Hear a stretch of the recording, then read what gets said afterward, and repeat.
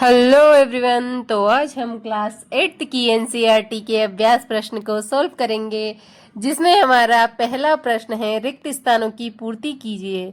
सूक्ष्म जीवों को किसकी सहायता से देखा जाता है? तो हमें पता है कि सूक्ष्म जीव वे होते हैं जो नग्न आंखों से नहीं दिखाई देते, उन्हें देखने के लिए हमें सूक्ष्मदर्शी की आवश्यकता पड़ती है।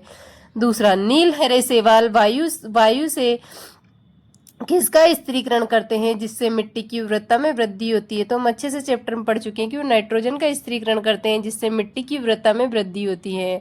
एल्कोहल का उत्पादन ईस्ट नामक सूक्ष्म जीव की सहायता से किया जाता है।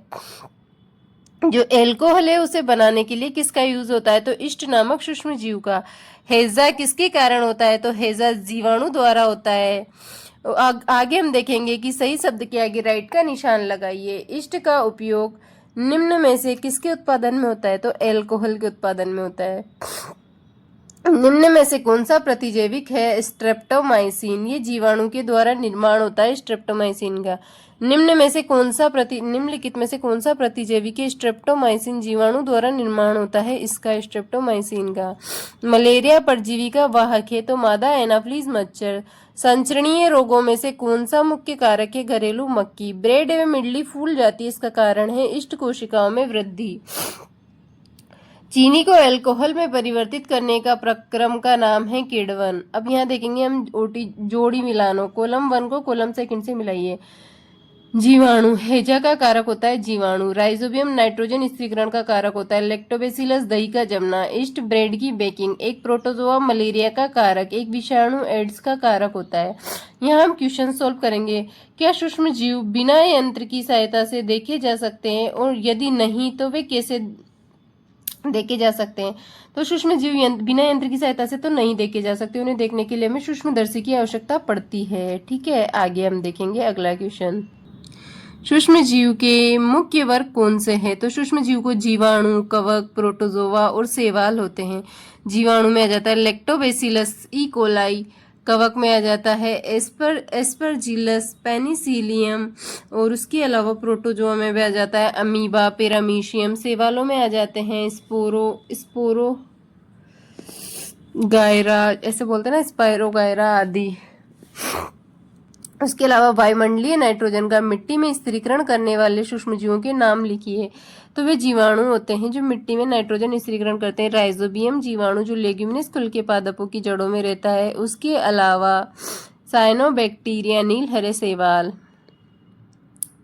सूक्ष्म जीवों के द्वारा होने वाले 10 पंक्तियां लिखनी है उपयोगी, मतलब हमारे जीवन में जो हेल्पफुल हों। जैसे कि लैक्टोबैसिलस दूध से दही बनाता है। ईस्ट ब्रेड एवं केक बनाने में। ईस्ट एल्कोहल बनाने में। कार्बनिक अपशिष्ट में मदद करता है। औषधियों के उत्पादन में भी किया जाता है सूक्ष्म जीवों का यूज। वायुमंडलीय की स्थिरीकरण में। मृदा की उर्वरता को बढ़ाने में। एल्कोहल में। केक पे आदि बनाने में भी किसका प्रयोग किया जाता है? सूक्ष्म जीवों का। प्रतिजैविक क्या है? प्रतिजैविक लेते समय में क्या सावधानियां बरतनी चाहिए?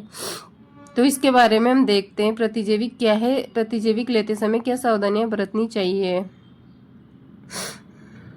सूक्ष्म जीवों द्वारा, इसके पहले हमारा 8वां क्वेश्चन रह गया है कि सूक्ष्म जीवों द्वारा हानिकारक प्रभावों का संक्षिप्त में विवरण कीजिए। तो जो सूक्ष्म जीव होते हैं वो हानिकारक भी होते हैं, क्योंकि वो मनुष्य एवं पौधों के अलावा जंतुओं में भी रोग फैलाते हैं। उनके द्वारा कई प्रकार के रोग होते हैं, इसलिए वो हमारे लिए हानिकारक होते हैं। इसके अंदर हम ये लाइन लिख सकते हैं, देखिए। हाँ, सूक्ष्म जीव अनेक प्रकार से हानिकारक होते हैं। कुछ सूक्ष्म जीव मनुष्य, जंतु एवं पौधों में रोग उत्पन्न करते हैं। रोग उत्पन्न करने वाले से सूक्ष्म जीवों को रोगाणु अथवा रोगजनक कहते हैं। कुछ सूक्ष्म जीव जो होते हैं भोजन, कपड़े एवं चमड़े की वस्तुओं को भी संदूषित कर सकते हैं, फूड विषाक्तता कर सकते हैं। तो इसमें हम इतना लिख सकते हैं। ठीक है, नेक्स्ट है प्रतिजैविक क्या है? प्रतिजैविक लेते समय कौन सी सावधानियां रखनी चाहिए? तो आइए हम इसका आंसर देखते हैं। जब कभी आप बीमार पड़ते हैं तो डॉक्टर आपको पेनिसिलिन का इंजेक्शन लगा देते हैं, तो कोई अन्य प्रतिजैविक की गोली या फिर कैप्सूल दे देते हैं। इन औषधियों का स्रोत सूक्ष्म जीव है। ये बीमारी उत्पन्न करने वाले सूक्ष्म जीवों को नष्ट कर देती है अथवा उनकी वृद्धि को भी रोक देती है। इस प्रकार की औषधि को प्रतिजैविक या एंटीबायोटिक कहते हैं। ठीक है, प्रतिजैविक तो हो गया, लेकिन प्रतिजैविक लेते समय क्या सावधानियां रखनी चाहिए? तो आइए देखिए। प्रतिजैविक लेते समय हमें ध्यान रखना चाहिए कि डॉक्टर की सलाह पर ही प्रतिजैविक दवाएं लेनी चाहिए। उस दवा का कोर्स भी पूरा लेना चाहिए। यदि आप प्रतिजैविक उस समय लेंगे जब उसकी आवश्यकता नहीं है, तो अगली बार जब आप बीमार होंगे, आपको प्रतिजैविक की आवश्यकता होगी, तो इतना प्रभावी नहीं होगा। आप इतना लिख सकते हैं इसमें, ठीक है। तो हमारे अभ्यास प्रश्न भी कंप्लीट होते हैं। कल हम शुरुआत करेंगे चैप्टर 3।